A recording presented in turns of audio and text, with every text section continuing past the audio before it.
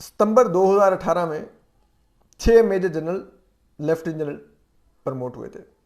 उन सबको जैसे जैसे बैज लगते गए और वो अपनी नई पोजीशन पर ज्वाइनिंग देते गए तो उधर से उनकी लेफ्टिनेंट जनरल की मुद्दत शुरू होगी जो कि 4 साल थी। अब उस मौके पर जो लेफ्टिनेंट जनरल जिन्होंने तरक्की पाई उनमें एक लेफ्टिनेंट जनरल अब्दुल अजीज़ हैं जो इस वक्त कोर कमांडर लाहौर है और वो 20 अक्टूबर को अब रिटायर हो जाएंगे अपनी मुद्दत पूरी करके। फिर लेफ्टिनेंट जनरल नदीम जकी मंज हैं, ये इस वक्त डीजी एसपीडी हैं, ये 19 अक्टूबर को रिटायर हो जाएंगे। फिर लेफ्टिनेंट जनरल मोहम्मद अदनान हैं, ये डीजी ट्रेनिंग एंड एवेल्यूएशन है, ये 12 अक्टूबर को रिटायर हो जाएंगे। फिर एक लेफ्टिनेंट जनरल शाहीन मज़र हैं जो कोर कमांडर मंगला हैं, ये 5 नवंबर को रिटायर हो जाएंगे। फिर लेफ्टिनेंट जनरल वसीम अशरफ हैं, ये 19 नवंबर को रिटायर होंगे। अब फिर लेफ्टिनेंट जनरल आसिम मुनीर हैं। अगर देखा जाए तो इनकी रिटायरमेंट वैसे तो 30 सितंबर को तय पाई थी, यानी कि जो 30 सितंबर गुजर गया है, लेकिन अब इनकी रिटायरमेंट 27 अक्टूबर को होगी। और उसकी वजह यह है कि आप ये पूछेंगे कि ये 30 सितंबर को रिटायर होने थे तो ये 27 अक्टूबर तक क्यों है, और इसी बुनियाद पर 27 अक्टूबर तक आने की बुनियाद पर ये इस वक्त आर्मी चीफ की जो रेस है उसका हिस्सा बन चुके हैं। और जब प्राइम मिनिस्टर के पास समरी जाएगी तो ये मोस्ट सीनियर लेफ्टिनेंट जनरल होंगे उस लिस्ट में। तो ये क्या है, हम इसके ऊपर भी आपको ज़रा एक्सप्लेन करते हैं कि ये समरी किस तरह जाएगी, क्या होगी।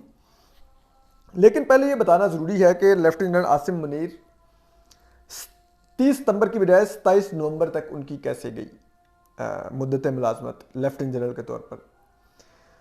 उसके पीछे जो कहानी है वो ये कहा जाता है कि आसिम मुनीर साहब जब प्रमोट हुए लेफ्टिनेंट जनरल तो इनको भी बैज नहीं लगे थे और इन्होंने अभी ज्वाइनिंग नहीं दी थी बतौर लेफ्टिनेंट जनरल,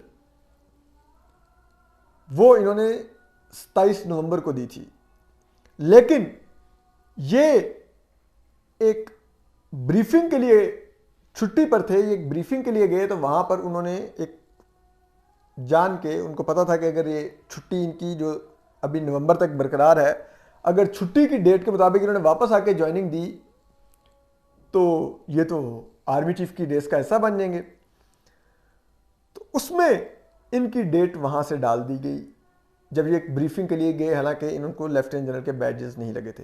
एक तो ये वर्जन है, एक वर्जन ये है कि नहीं, ये बैज लगवाने को से पहले पहले छुट्टी जाना चाह रहे थे और इस चीज़ को शायद कुछ लोगों ने भाप कर इनकी पहले ही वो डेट डाल दी इनकी लेफ्टिनेंट जनरल की, और उस लिहाज से इनकी 30 सितंबर सेट कर दी गई प्रमोशन की डेट। तो उसके मुताबिक इनको फिर 30 सितंबर को रिटायर हो जाना था। लेकिन अब फिर बाद में इस सब को करेक्ट किया गया, इनकी ज्वाइनिंग और प्रमोशन की डेट्स को, कि जो उधर जो लकूना छोड़ दिए गए थे वो करेक्ट करके फिर इनकी जो असल रिटायरमेंट की डेट वो तय की गई, वो 27 नवंबर तय की गई।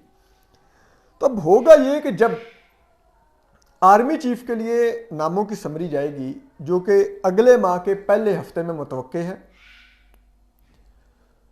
तो वो समरी जब जाएगी तो उस वक्त लेफ्टिनेंट जनरल आसिम मुनीर जो कि कोर कमांडर गुजरांवाला रहे हैं और इस वक्त जीएचक्यू में क्वार्टर मास्टर जनरल हैं, वो मोस्ट सीनियर जनरल के तौर पे उस फहरिस्त में टॉप पर उनका नाम होगा, क्योंकि रिटायर तो उस वक्त नहीं हुए होंगे और फौज के क़ायदे ज़ाबित के मुताबिक टॉप 6 जनरल्स की समरी जाएगी प्राइम मिनिस्टर के पास।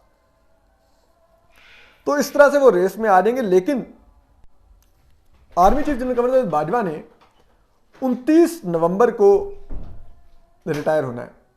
तो अगर आर्मी चीफ जनरल कमर बाजवा ने 29 नवंबर को रिटायर होना है और 27 नवंबर को लेफ्टिनेंट जनरल आसिम मुनीर ने रिटायर होना है, तो असूलन फिर एक क्वेश्चन उठ जाएगा कि उनको तो फिर वो कैसे आर्मी चीफ बन सकेंगे, वो तो 27 को रिटायर हो रहे होंगे।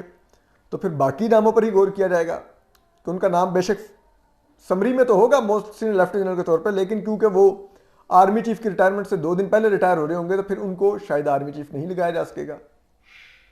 लेकिन हम आपको ये भी बता दें कि ये प्राइम मिनिस्टर के पास इख्तियार होता है वफाकी हुकूमत के पास कि वो किसी भी लेफ्टिनेंट जनरल को एक्सटेंशन दे सकें, सिर्फ आर्मी चीफ को नहीं, लेफ्टिनेंट जनरल को भी।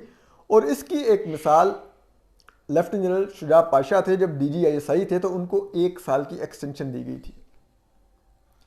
तो अगर इनको रेस में रखना मकसूद हुआ और इनको आर्मी चीफ बनाना भी अगर मकसूद हुआ इस मौजूदा हुकूमत को, प्राइम मिनिस्टर शहबाज शरीफ साहब को, तो वो बाआसानी अगर 27 नवंबर इनकी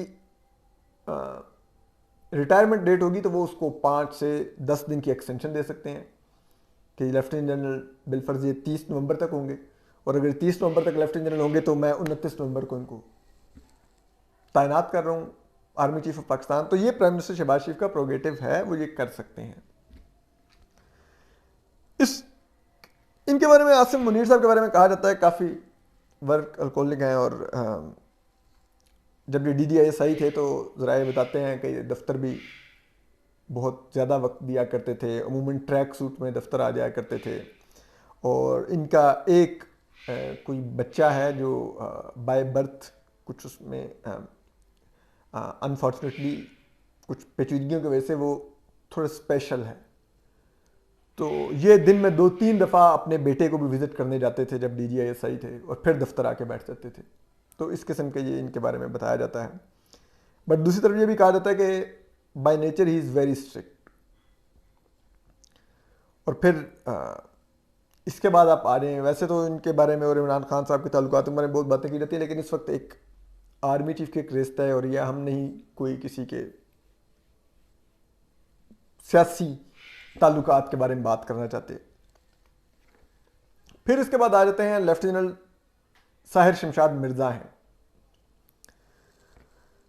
इनको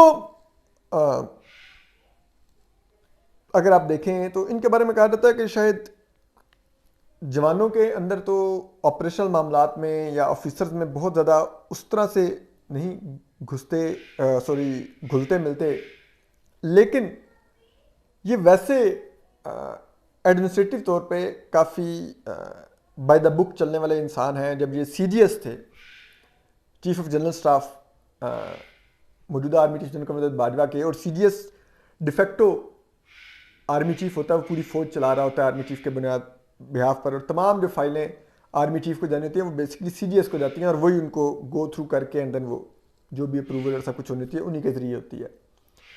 तो कहते हैं कि ये इतने ज़्यादा मतलब वो इन चीज़ों में बारीक बीनी से देखते थे उन फाइलों को कि मेजॉरिटी ऑफ फाइल्स में से ये ग्रामर की और स्पेलिंग्स की मिस्टेक हाईलाइट करके वो फाइलें वापस भिजवा देते थे करेक्शन के लिए। तो उस वजह से कहते हैं कि बहुत काम भी पाइल अप होने लग गया, और जिसे कहता है तकरीबन बहुत से जो फौज के अमूर थे अंदरूनी एडमिनिस्ट्रेटिव, वो कई तो ऐसे भी थे कि 6 माह पेंडिंग पे चलते रहे, क्योंकि वो जो फाइल जा रही थी उसमें से ग्रामर और इस किस्म की मिस्टेक्स निकल रही थी। तो इज़ वेरी लाइक कीन के बड़ा, जिसे कहते हैं ना बाय द बुक और नीट एंड क्लीन, जिसे कहते हैं वो काम चलना चाहिए, जो लिखाई आए तहरीर आए वो प्रॉपर अच्छी इंग्लिश में हो। फिर आप आने लेफ्टिनेंट जनरल अजहर अब्बास को, ये भी अच्छे ऑफिसर हैं। ये भी जब जनरल राहिल शरीफ आर्मी चीफ थे तो ये ब्रिगेडियर थे, उनके सेक्रेटरीट के सरबराह ब्रिगेडियर थे, और उनके जिसे कहते हैं वो मिलिट्री सेक्रेटरी भी यही थे। तो प्राइम मिनिस्टर हाउस और सबसे यही लाइजन करते थे, फौज के अंदर भी सारा ये लाइजन करते थे।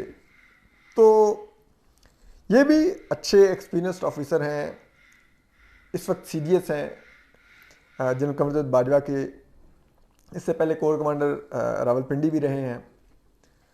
ये भी स्ट्रांग हैं और अच्छे कैंडिडेट हैं, लेकिन देखते हैं शायद इनके प्रोस्पेक्ट्स इतने रोशन ना हो कुछ वजूहात की बुनियाद पर। फिर इससे आगे आ जाए लेफ्टिनेंट जनरल नोमान राजा, ये भी अच्छे काबिल ऑफिसर हैं, इस वक्त चेयरमैन NDU हैं। गो के चेयरमैन NDU कोई इतना ताकतवर फौज में ओहदा नहीं होता ये, क्योंकि वो एक नेशनल डिफेंस यूनिवर्सिटी के आप कह लें डीन हैं। लेकिन अगर इनका बैकग्राउंड देखें तो इनका मिलिटेंसी को काउंटर करने का इनका एक्सपीरियंस है और दीगर भी इनका एक अच्छा तजर्बा है। ये कोर कमांडर पेशावर भी रहे हैं, तो ये इस मिलिटेंसी के थ्रेट को काफ़ी एक्सपीरियंस रखते हैं इसके ऊपर। तो आने वाले दिनों में, क्योंकि आपको पता है पाकिस्तान में TTP का थ्रेट दोबारा बढ़ गया है। अभी कल ये एक आई है, लाहौर में TTP ने टारगेट किलिंग की है, एक बिजनेसमैन को कत्ल किया और कहा है कि ये ISI का एजेंट था, इसने हमारे लोगों की मुखबिरियाँ की थी। तो उस लिहाज से देखा जाए तो इनके भी इम्कानात आपको नज़र आते हैं। फिर लेफ्टिनेंट फैज़ हमीद हैं, इस वक्त कोर कमांडर बहावलपुर हैं। इससे पहले कोर कमांडर पेशावर थे, उससे पहले DG ISI थे। जब 2018 के इलेक्शन हुए तो DGC थे ISI में, यानी कि काउंटर इंटेलिजेंस और मुल्क के अंदरूनी मामला सारे ISI में DGC ही देख रहे होते हैं। तो इनके बारे में मुख्तलिफ आपको पता है सियासी जमातों के तहफ़्फ़ुज़ात रहे हैं, इनके नाम लेकर मुख्तलिफ कंट्रोवर्सी इनसे जुड़ती रही हैं। तो देखते हैं कि ये अपनी जगह बना पाते हैं कि नहीं। इससे आगे आ जाएं तो फिर आते हैं लेफ्टिनेंट जनरल आमिर अजीज़, सॉरी मोहम्मद आमिर, माजरत। लेफ्टिनेंट मोहम्मद आमिर इस वक्त कोर कमांडर गुजरांवाला हैं। ये भी अच्छे काबिल ऑफिसर हैं। इनका भी एक्सपीरियंस काफ़ी है। ये जब आसिफ जरदारी सदर पाकिस्तान थे तो ये उनके मिलिट्री सेक्रेटरी रहे हैं। तो अगेन इनका भी काफ़ी एक्सपोजर है, सिविलियन सेटअप को भी करीब से देखने का। फौज में तो ये ताकतवर ओहदों पर रही हैं, तो ये भी एक काबिल ऑफिसर हैं। इनके भी काफ़ी इम्कानात हैं। और अब अगर आप कहें कि मुझसे अगर आप आर्मी चीफ़ के लिए, अगर मैं जो मेरी रीडिंग है, जो मालूमात मैंने पिछले कुछ अर्से में इकट्ठी की हैं, तो मेरी नज़र में 2 फेवरेट्स हैं और एक डार्क हॉर्स है आर्मी चीफ़ की पोजीशन के लिए। 2 फेवरेट्स में मैं काउंट करता हूं लेफ्टिनेंट जनरल आसिम मुनीर को और लेफ्टिनेंट जनरल मोहम्मद आमिर को, जबकि डार्क हॉर्स में मैं काउंट करता हूं लेफ्टिनेंट जनरल नुमान परवेज राजा को। बाकी भी अच्छे ऑफिसर्स हैं, लेकिन मैंने कुछ जो मेरी मालूमात है मैं उसकी बुनियाद पर ये कह रहा हूं। और नून लीग के जो कैंप हैं उसमें काफ़ी हद तक जहन बनाया जा चुका है कि कौन पाकिस्तान के अगले आर्मी चीफ होंगे, और यही इमरान खान साहब के लिए शायद बाइस तशवीश भी है। और इसीलिए वो उस नाम को और इस ओहदे की तैनाती को ही पहले से कंट्रोवर्शियल करने के लिए लगे हुए हैं। तो अब देखते हैं कि इमरान खान साहब कामयाब होते हैं कि नहीं होते हैं, ये आपको आने वाले दिनों में पता चल जाएगा। और ये अब इमरान खान साहब इसी चीज़ को मद्देनज़र रखते हुए एक लॉन्ग मार्च की कॉल दिए बैठे हैं। क्या वो कॉल कामयाब करवा सकते हैं कि नहीं? अगर आप मुझसे पूछें तो मुझे तो इमरान खान साहब हमेशा बड़ी हाइप क्रिएट करते हैं, प्रोपेगेंडे क्योंकि माहिर हैं, लेकिन जब ग्राउंड पर डिलीवर करने का काम टाइम आता तो वो उनकी इमारत रेत की दीवार की तरह ढह जाती है।